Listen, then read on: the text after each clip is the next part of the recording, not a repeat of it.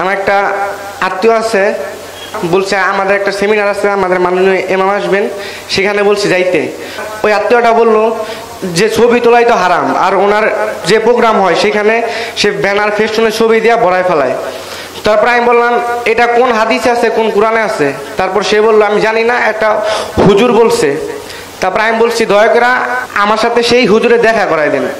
তারপর আমি গেলাম, যখন আমি এই প্রশ্নটা করলাম হুজুর যে ছবি তোলা হারাম এটা কোন আয়াতে কোন সূরায় আছে, তখন সে আমাকে বলল যে আমি একটু ব্যস্ত আছি, তোমাকে আমি পরে অন্য সময় বলবো।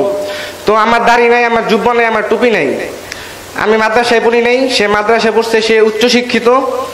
সে যখন আমার মতো একজন মানুষের প্রশ্নের জবাব দিতে পারলো না, তাহলে সে জাতিকে কি শিক্ষা দিতে পারে?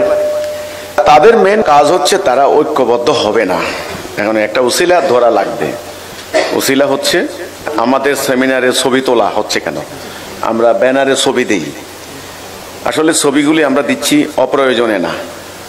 যেমন আমাদের আন্দোলন সম্পর্কে প্রচুর প্রপাগান্ডা করা হয়েছে, হিজবুত তাহরির, হিজবুত তাওহীদ, এই দুই নামের বিভ্রাট সৃষ্টি করে দিয়ে তারা আমাদের ভাইদেরকে অ্যারেস্ট করেছে, জেলে দিয়েছে, রিমান্ডে দিয়েছে, অনেক কষ্ট দিয়েছে, এখনো বিভ্রান্ত হচ্ছে।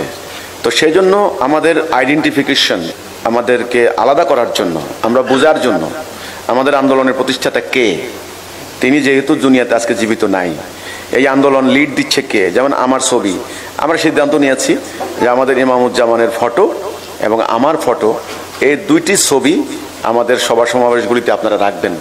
কেন রাখবেন? আমাদের পরিচিতির জন্য, আমাদের জানার জন্য যে এই আন্দোলনের সদস্যরা এনাদের অনুসারী। এই জন্য আমরা অনর্থক অপ্রয়োজনে কিন্তু ছবি দেই না, এটা একটা উদ্দেশ্য আছে আমাদের। আমি আবার বলছি, আমাদের বিরুদ্ধে ব্যাপক বিভ্রান্তি সৃষ্টি করেছে। সেজন্য আমাদের পরিচিতির জন্য, আমাদের প্রতিষ্ঠাতা কে, আমাদের আন্দোলনের ইমাম কে, ওনাদের সম্পর্কে জানানোর জন্য আমরা এই ফটোগুলি ইউজ করি। ক্লিয়ার? আর ফটো তোলার ক্ষেত্রে, ফটো ব্যবহারের ক্ষেত্রে সব কিছু নির্ভর করে ব্যবহারের উপর। উদ্দেশ্য কি? আমি বলি, যদি অশ্লীল, অনর্থক, আল্লাহ নাফরমানি হয় এমন কোনো কাজ যদি কেউ করে, সেটা হারাম। এই ছাড়া মানবতার কল্যাণের উদ্দেশ্যে করা যে কোনো আমল হারাম নয়। ছবি তোলা হারাম নয়, ছবি তোলার ব্যাপারে কোরআনে কোনো ডাইরেকশন নাই। কাজেই আজকে যারা এগুলি করছেন, বলছেন, তারা নিজেরাও ছবি তুলছেন, নিজেরাও ভিডিও বক্তব্য দিচ্ছেন, সোশ্যাল মিডিয়া প্রচার করছেন। এই যুগে এসে আপনি ছবির বিরোধিতা করবেন, তাইলে আপনি এই যুগে বসবাস করতে পারবেন না। আর এরা হারাম নয় যেটা, কেন আমি সেখানে কথা বলবো?